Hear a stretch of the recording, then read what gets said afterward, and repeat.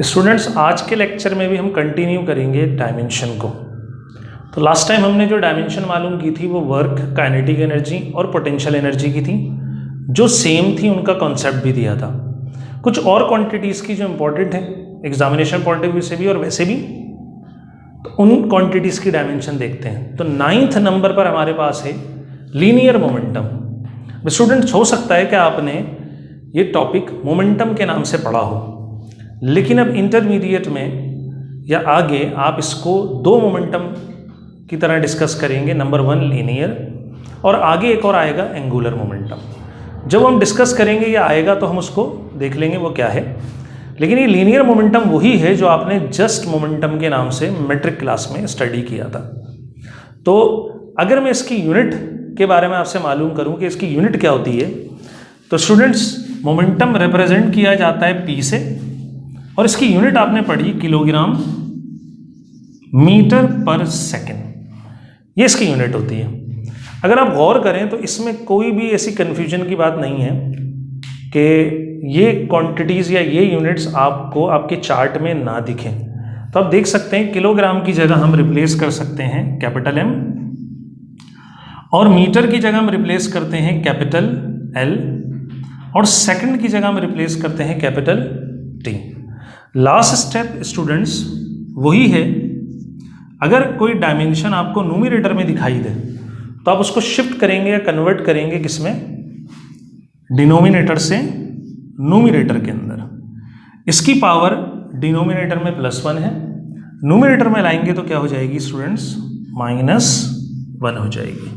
तो ml t power -1 ये dimension है किसकी, लीनियर मोमेंटम की। अगर मैं नेक्स्ट मोमेंटम डिस्कस करूं तो वो होता है एंगुलर मोमेंटम। अब स्टूडेंट्स, एंगुलर मोमेंटम के बारे में आपको ठीक है मालूमात नहीं है। क्यों? क्योंकि आपने ये डिस्कस या आपने ये स्टडी नहीं किया। हम फर्स्ट ईयर की चैप्टर नंबर 5 में इसको इंशाल्लाह डिस्कस करेंगे, लेकिन अभी सिर्फ डायमेंशन निकालने के लिए आपको इसकी यूनिट मालूम होनी चाहिए। तो मैं इसकी यूनिट बोर्ड पे लिख देता हूँ, वो आप याद रखिएगा।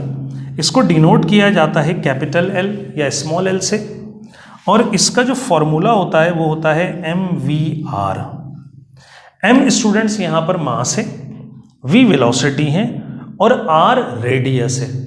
और रेडियस भी एक टाइप का डिस्टेंस होता है। अगर आप गौर करें स्टूडेंट, रेडियस जो है वो लाई करता है या उसका कॉन्सेप्ट आता है सर्किल में, लेकिन अगर आप गौर से देखें तो रेडियस भी एक पर्टिकुलरली टाइप का एक डिस्टेंस है from one point two another point. बिल्कुल इस तरह जैसे हम कहते हैं कि किसी भी चीज़ की या एरिया रूम की या आपकी हमारी किसी भी चीज़ की लेंथ, विड्थ और हाइट होती है। तो स्टूडेंट, सिर्फ अंडरस्टैंड करने के लिए हमने इनको लेंथ, विड्थ, हाइट कहा है। अगर ब्रॉड वे में देखें तो ये भी लेंथ होती हैं, या ये भी सिर्फ डिस्टेंस होते हैं। कॉन्सेप्ट बनाने के लिए ठीक है हम इनके अलग अलग नाम रख देते हैं। तो यहाँ पर अगर मैं इसकी यूनिट मेंशन करूँ तो मास kg है, वेलोसिटी मीटर पर सेकेंड, जैसे अभी बताया स्टूडेंट्स। यहाँ पर r रेडियस ऑफ सर्किल है, तो रेडियस भी लेंथ है, इसकी यूनिट भी क्या होती है, मीटर होती है।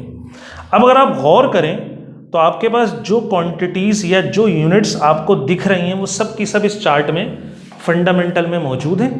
तो आप जैसे पहले करते हुए आए इसको रिप्लेस कर दीजिए। मास या किलोग्राम की जगह कैपिटल M, दोनों मीटर की जगह आप रिप्लेस करेंगे कैपिटल L, और सेकंड की जगह आप रिप्लेस करेंगे कैपिटल T। कुछ स्टेप्स और परफॉर्म करिए स्टूडेंट्स, तो आपके पास एंगुलर मोमेंटम L इक्वल आएगा m as it is L multiply by L square, और डिवीजन में 2 भी एज इट इज आ जाएगा। लास्ट स्टेप स्टूडेंट्स, दोबारा डिनोमिनेटर वाले t को हम शिफ्ट करेंगे न्यूमरेटर में, तो ये हो जाएगा आपके पास t पावर -1। तो ये डायमेंशन आपने फाइंड कर ली किसकी, ठीक है, एंगुलर मोमेंटम की। उम्मीद करता हूँ आपको समझ में आया होगा। हम कुछ और क्वांटिटीज़ की तरफ जाते हैं, लेकिन उससे पहले आगे बढ़ने से पहले मैं हेडिंग डालूंगा ताकि आपको ये टॉपिक अलग से समझ में आए। हेडिंग क्या है? Dimensions of constants. स्टूडेंट्स कुछ कांस्टेंट्स आपने स्टडी किए हैं मैट्रिक में भी, और आप इंटरमीडिएट लेवल पर भी उसको स्टडी करेंगे, ठीक है। वो कांस्टेंट भी डायमेंशन में लाए करते हैं, और ये भी पेपर में बहुत फ्रिक्वेंटली पूछे जाते हैं। जैसे आपने एक कांस्टेंट स्टडी किया होगा जिसका नाम था कोफिशिएंट ऑफ फ्रिक्शन, ठीक। अब ये कांस्टेंट कहाँ था? फ्रिक्शन के टॉपिक में था, ठीक है। मैं आपको फॉर्मूला लिखकर बताता हूँ। फ्रिक्शन का फॉर्मूला आपने स्टडी किया था F equal to mu R. दोबारा पढ़ देता हूँ student, F is equals to mu R. ये जो सिंबल है इसको म्यू पढ़ा जाता है, ठीक। स्टूडेंट कंफ्यूज करते हैं सिंबल को इससे, इस सिंबल को न्यू पढ़ा जाता है, ठीक। तो कुछ स्टूडेंट इस म्यू सिंबल को न्यू पढ़ते हैं। न्यू ये वाली सिंबल होती है, जब कभी टॉपिक में आएगी तो इसको डिस्कस करेंगे, लेकिन फिलहाल F is equals to mu R. F क्या है? फ्रिक्शन फोर्स है। R क्या है? सरफेस का नॉर्मल रिएक्शन है। इसकी डिटेल में जाने की ज़रूरत नहीं है, सिर्फ हमें क्या मालूम होनी चाहिए? यूनिट्स जो डायमेंशन में कवर करनी है। अब जो कोफिशिएंट ऑफ फ्रिक्शन है वो क्या है? वो ये सिंबल म्यू है स्टूडेंट। अब आपने इसकी डायमेंशन कैलकुलेट करनी है। अब सवाल ये, अगर आप गौर से देखें, ठीक है, जो पहले हमने डिस्कस किया और बोर्ड पर भी 2 डायमेंशन फाइंड करी हमने, तो जो डायमेंशन मालूम करते हैं वो क्वांटिटी लाए करती है लेफ्ट पर। जैसे हमने लीनियर मोमेंटम करा, इसी तरह एंगुलर मोमेंटम करा, इसी तरह पहले की। लेकिन आप गौर करें, यहाँ पर एक केस ऐसा आया जिसके अंदर जो डायमेंशन फाइंड करनी है वो फॉर्मूले के कहीं मिड में मौजूद है। अब कुछ स्टूडेंट यहाँ पर भी कंफ्यूज हो जाते हैं, तो स्टूडेंट कंफ्यूज होने की ज़रूरत नहीं है, बहुत आसान सा तरीका है इसका। बस एक पॉइंट याद रखिएगा, जिसकी डायमेंशन आपने मालूम करनी है, जैसे मैंने सर्किल किया कोफिशिएंट ऑफ फ्रिक्शन की, आप इसको एज इट इज छोड़ दें। फॉर्मूले में जितनी भी आपको क्वांटिटीज नजर आ रही हैं उनकी डायमेंशंस आप पुट कर दें। अगर आपको डायमेंशन मालूम नहीं तो फिर आपका यहाँ पर वर्क बढ़ जाएगा। क्या? जैसे अगर मैं आपसे पूछूं फ्रिक्शन की डायमेंशन क्या है या फोर्स ऑफ फ्रिक्शन की क्या है, आप बोलेंगे सर नहीं पता, तो फिर मैं कहूँगा स्टूडेंट आप इसको ऐसे ही फाइंड करें जैसे आपने यहाँ पर की थी, तो ये आपको रफ वर्क करना पड़ेगा, ठीक। लेकिन हम उस रफ वर्क में नहीं जाएंगे, मैं यहाँ पर इनकी डायमेंशंस को डायरेक्ट लिखूंगा। एफ फोर्स ऑफ फ्रिक्शन है। फोर्स की बहुत सारी टाइप्स हैं, जहाँ पर फोर्स आ जाएगी उसकी डायमेंशन सेम होगी, कोई भी हो, चाहे वो वेट हो, चाहे वो सिंपल फोर्स हो, चाहे वो फ्रिक्शन हो, चाहे वो टेंशन हो, एक्स वाई जी कोई भी फोर्स हो, उसकी यूनिट स्टूडेंट न्यूटन होगी और उसकी जो डायमेंशन होगी वो वही होगी जो लास्ट लेक्चर्स में आपने फाइंड की है। तो यहाँ पर मैं इसकी डायमेंशन पुट करूंगा। फोर्स ऑफ फ्रिक्शन की डायमेंशन हमने मालूम की थी M L T minus square is equals to, क्योंकि मुझे कोएफिशिएंट ऑफ फ्रिक्शन की डायमेंशन कैलकुलेट करनी है, इसको मैं एज इट इज छोड़ देता हूं। नेक्स्ट है नॉर्मल रिएक्शन आर। अब रिएक्शन क्या होता है? तो according to Newton third law of motion, action reaction also are two types of force. Student दोबारा बोल रहा हूं, एक्शन रिएक्शन भी फोर्स है। अगर ये फोर्स है तो मैंने अभी बताया फोर्स की डायमेंशन वही होगी, किसी भी टाइप की हो, क्या होगी? M L T power minus 2। तो यहां पर मैं लिख दूंगा M L T power minus 2 या माइनस स्क्वायर। अब क्या करेंगे? अब आप जिस क्वांटिटी की डायमेंशन आपने फाइंड करनी है उसको सेपरेट कीजिए।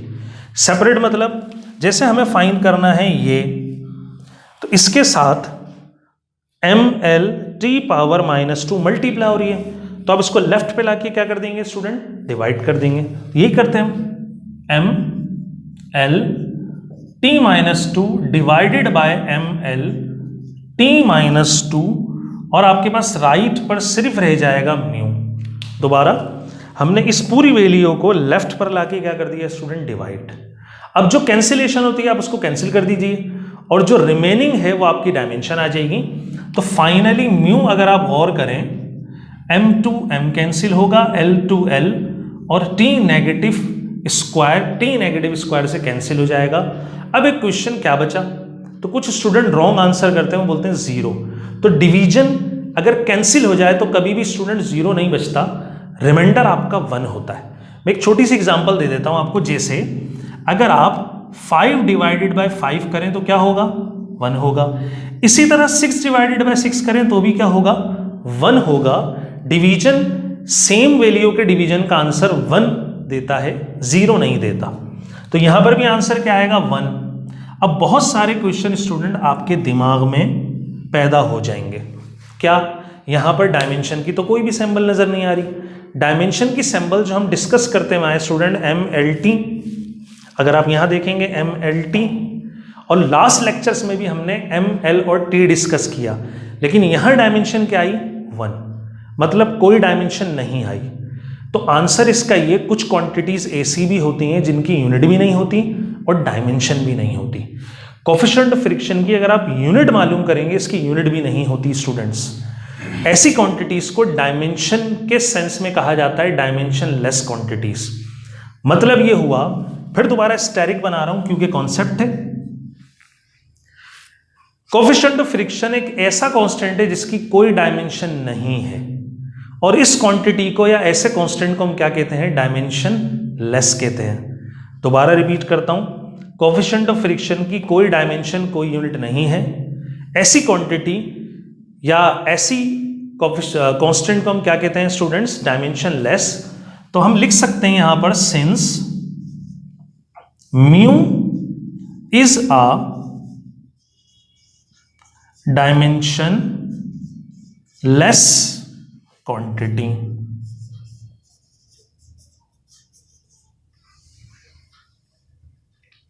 स्टूडेंट उम्मीद करता हूं ये भी आपको समझ में आया।